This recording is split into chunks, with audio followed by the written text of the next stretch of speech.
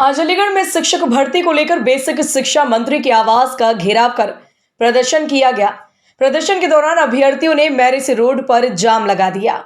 वहीं मौके पर भारी पुलिस फोर्स तैनात भी करी गई।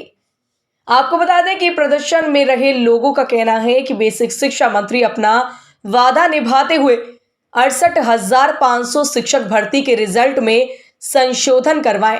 वहीं अभ्यर्थियों ने कहा कि 2018 में 68,500 शिक्षकों की भर्ती में आयोग का पालन नहीं किया गया। भर्तियों में आरक्षण का लाभ नहीं मिला। आपको बता दें कि वर्ष 2018 में 68,000 शिक्षक भर्ती में ओबीसी, दिव्यांग, भूतपूर्व सैनिक, स्वतंत्रता संग्राम सैनिकों को आरक्षित कैटेगरी में नहीं माना गया। इनको अलग कर दिया गया था। इनका मामला 3 साल तक राष्ट्रीय पिछड़ा वर्ग आयोग, राज्य पिछड़ा वर्ग आयोग और विधानसभा में चला।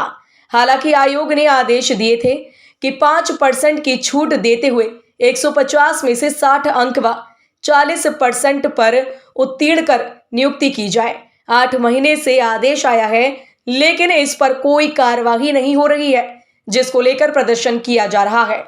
वहीं प्रतापगढ़ से आए तूफान सिंह ने प्रदर्शन करते हुए बताया कि पूरे प्रदेश से 68,500 शिक्षक भर्ती के प्रभावित अभ्यर्थी अलीगढ़ पहुंचे हैं। तूफान सिंह ने बताया कि इस भर्ती में राष्ट्रीय पिछड़ा वर्ग आयोग, राज्य पिछड़ा वर्ग आयोग, विधान परिषद के सामाजिक न्याय सद्भावना समिति ने जो आदेश निर्गत किया गया है, उन आदेश का पालन किया जाए। तूफान सिंह ने बताया कि पिछले 8 महीनों से दर बदर ठोकरें खा रहे हैं। जब बेसिक शिक्षा मंत्री संदीप सिंह से मिलते हैं तो सिर्फ आश्वासन दिया जाता है, लेकिन आश्वासनों के भरोसे नहीं रह सकते। तूफान सिंह ने कहा कि बेसिक शिक्षा मंत्री की आवाज से तब तक नहीं उठेंगे जब तक हमारी मांगे नहीं मानी जाती। मौके पर पहुंचे पुलिस के आला अधिकारी प्रदर्शनकारियों को समझाने में लगे हैं। प्रदर्शनकारी ने बताया कि 2018 में 68,500 शिक्षक भर्ती में आयोग से आदेश के बाद बेसिक शिक्षा मंत्री सिर्फ आश्वासन दे रहे हैं। कई मीटिंग बेसिक शिक्षा मंत्री संदीप सिंह के साथ हुई जो सार्थक रही, लेकिन क्या मजबूरी है कि सब कुछ सही होने के बाद भी नियुक्ति नहीं दिला पा रहे हैं। आज हम लोग पूरे उत्तर प्रदेश से माननीय बेसिक शिक्षा मंत्री जी के पैतृक आवास अलीगढ़ में एकत्रित हुए हैं। हम लोगों की मांग है कि 68,500 सहायक शिक्षक भर्ती में माननीय राष्ट्रीय पिछड़ा वर्ग आयोग, माननीय राज्य पिछड़ा वर्ग आयोग और विधान परिषद की सामाजिक न्याय व सद्भावना समिति से आदेश निर्गत हुआ था, उस आदेश का अनुपालन किया जाए। 68,500 शिक्षक भर्ती में ओबीसी, दिव्यांग व भूतपूर्व सैनिक, स्वतंत्रता संग्राम सेनानी आदि के अभ्यर्थियों को आरक्षित कैटेगरी नहीं माना गया था।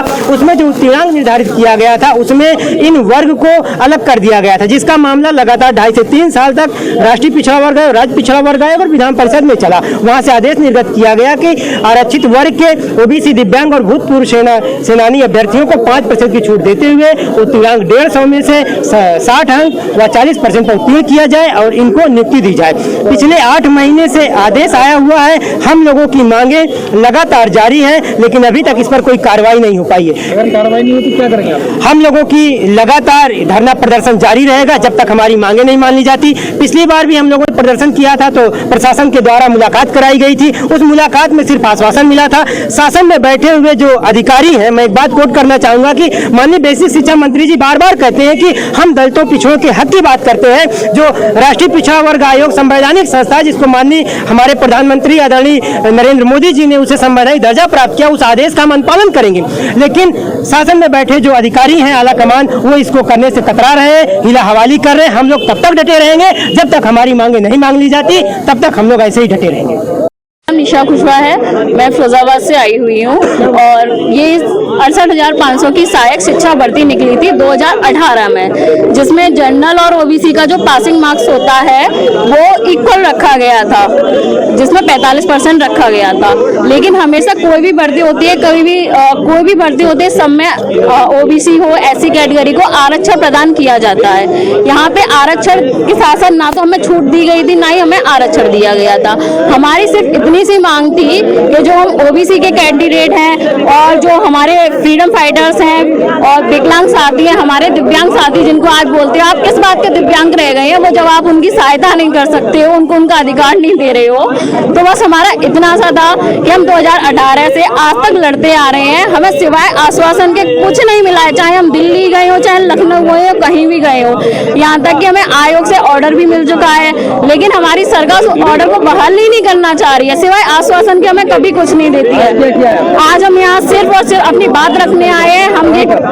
आज हम आए हैं अलीगढ़ में माननीय मंत्री जी संदीप जी के आवास पर। उन्होंने हम यहाँ पे हमारे कुछ सदस्य पहले भी आए थे जिनको आश्वासन दिया था, जैसे कि हमारी एक सदस्य आपको बता चुकी थी कि आप यहाँ से चले जाइए, हम आप ही का काम करें, लेकिन हमारा काम हमें कहीं से नहीं होता दिखता है। हमेशा लड़ते हैं, हमारी मांग जब तक पूरी नहीं करी जाएगी हम ऐसे ही आंदोलन करेंगे।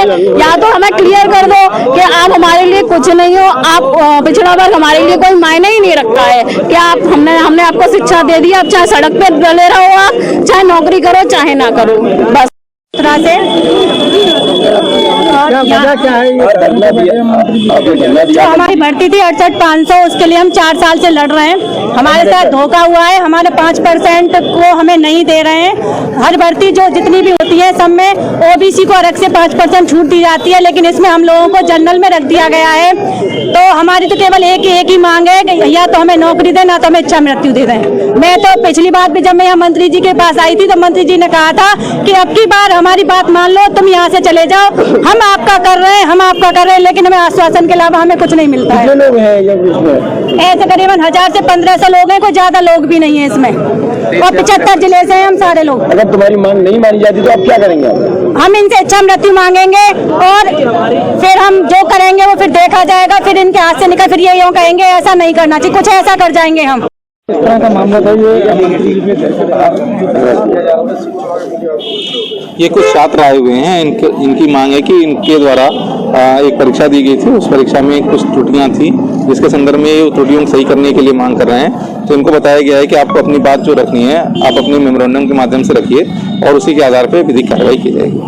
सब जिस तरह से ये मंत्री के घर क्या आप लोगों की तरफ से किसी तरह की कार्रवाई की जाएगी?